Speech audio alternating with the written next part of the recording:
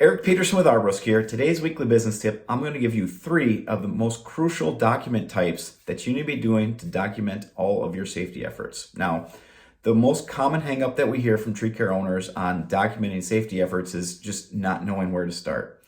A lot of times they just feel, paralyzed by not understanding what is required, and they just then don't do anything. So this weekly tip is meant to give you just 3 of the most crucial document types so that you can start that process. Obviously, the more documentation you have, the better it is. We know that. But how do you get started? Well, the very first thing is, why are we doing this? And that's simple, right? Your job, your responsibility as the employer is to create a safe workplace. Now, the word safe workplace or safe work site or safe work environment is really hard and technically unachievable in the arborist industry, in the tree care industry. But what is achievable is providing the workplace and the training to your employees so that there's a less likelihood of an injury or an accident from happening. And really, the employer needs to be able to prove that to regulators or to their team on how they're doing that. And that's where the safety documentation comes into play. We can't remove all the hazards associated with the business. We know that. That's why we are hired to do what we do, because other people won't take that risk to do it.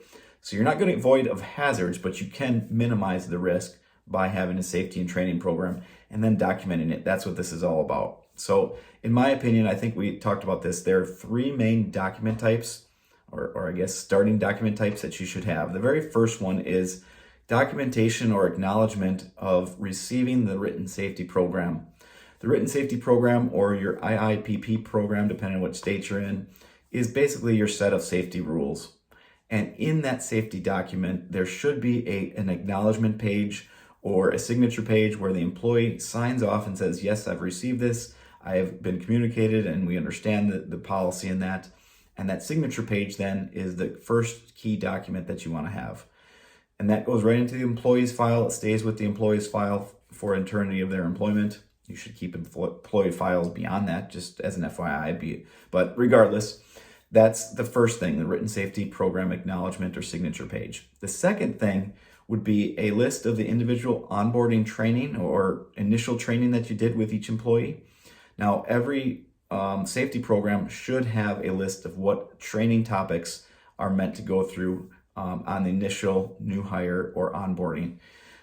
Each of those training topics should have a sign-in sheet or a certificate of completion, something to show that you actually went through it with the employee. Both the employee and the supervisor, or the employee and the trainer, should sign those. It should list the date, the type of training, whether it was done in person on the job or maybe online, what the topic was, and if there's any other follow-up. That all those documents or all those things to be included in the document is a simple list. It's really easy. It shouldn't be much. Just say the name, date, who was involved, how it was done, where it was done, and keep that in the employee file as well. So that's number 2. The third type is the proof of the ongoing training. Now, most companies do this all the time. You're always training. You're doing a weekly tailgate safety meeting. You're doing maybe a quarterly safety day. Maybe you're doing an actual safety training session with maybe aerial rescue or EHAP or something like that.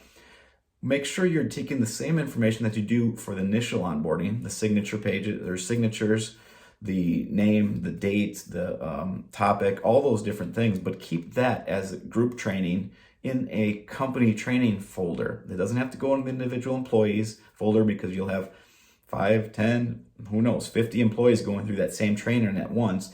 You don't need to have that go to every employee file, but you need to keep documentation of it so that if you need to prove the training that you guys provided, it shows who was involved, when it was, how it was done, the trainer, and so on and so forth. So those are the 3 main document types that I think are just crucial to being able to prove the training efforts that you're probably already doing.